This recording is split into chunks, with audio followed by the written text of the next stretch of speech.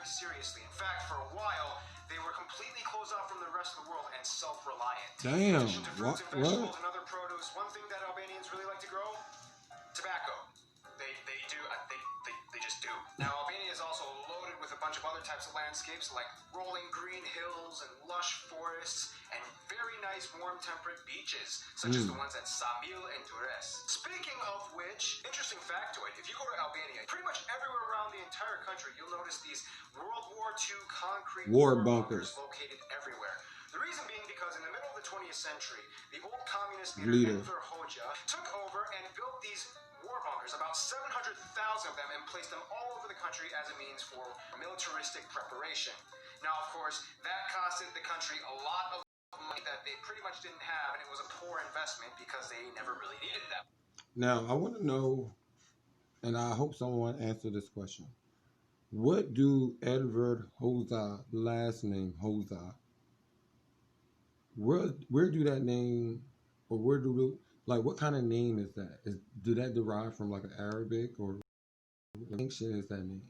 Because people get offended when I bring this up, but Kurdish people use similar names to that.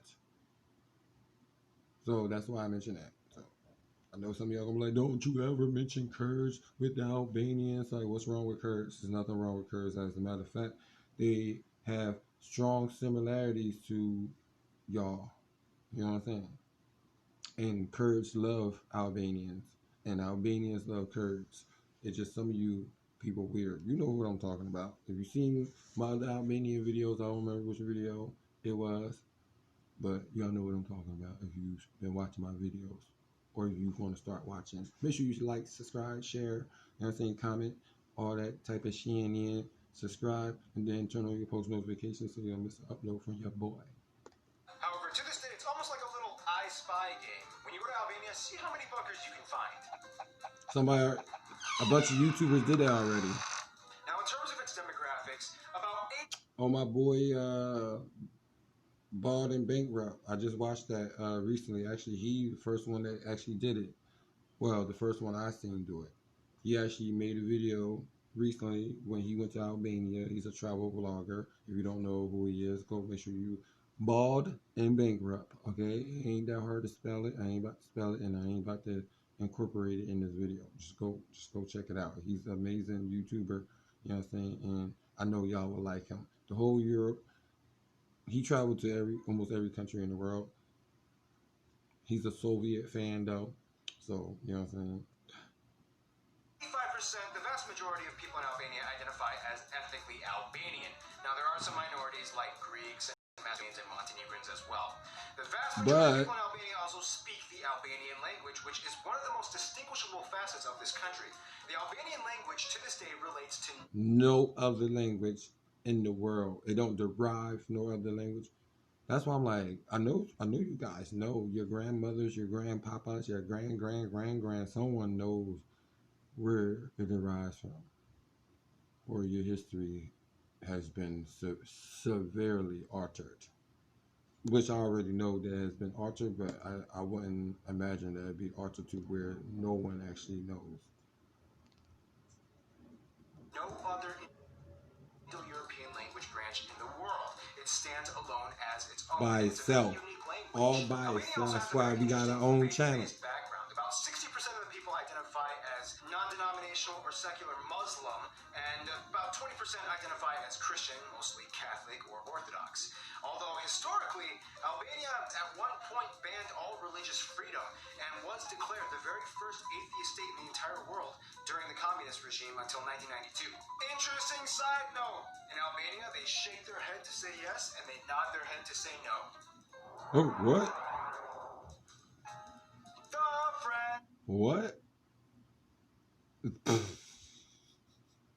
You see me just shaking my head? Oh my God. That was funny. It's the reverse. This means yes. This means, wait, I mean, well, Americans, or the regular way everybody does it, this means yes, this means no. So you telling me this means no, and this means yes? What the? Mind blown. Let's see who they friends with. It's going to be Italy, Germany. They definitely got strong ties with Germany. Definitely Turkey. Turkey play a strong. You know what I'm saying? Reason why Albanians are still in Albania to some point, or they came back to Albania after one of the wars. I ain't gonna mention which one. You know what I'm saying? So this is where things get a little interesting because historically, Albania has probably been one of the most socially awkward countries in the world. Shortly after Albania was relinquished from the Ottoman Empire, Albania kind of went through a few decades of not exactly quite knowing how to be Albania again.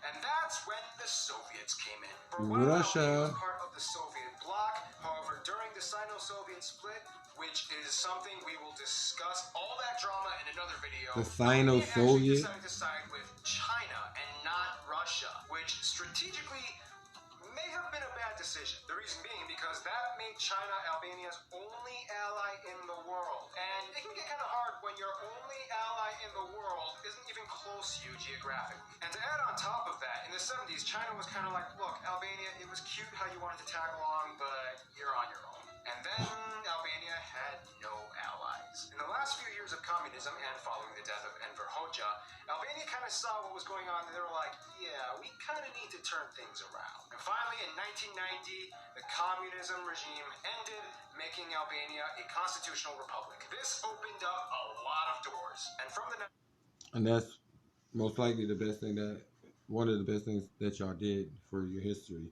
because let's just put it this way: yeah, you had Enver Hoxha, and you know that did all those things and bad things. You know what I'm saying?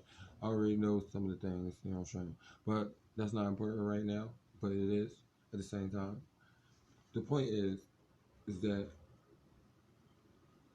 everyone is not the same, even when you belong to a particular culture, and your culture or your group of people are known for a certain type of thing. Just like me being black, right?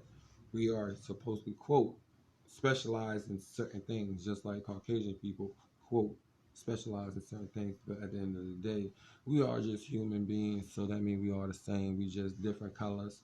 And I'm saying color's not a thing. Don't forget that every word that I'm saying right now is a word that man has made. You know what I'm saying? But with that being said, you know what I'm saying, you're not getting with the Albanian gang. You know, shame. Hey,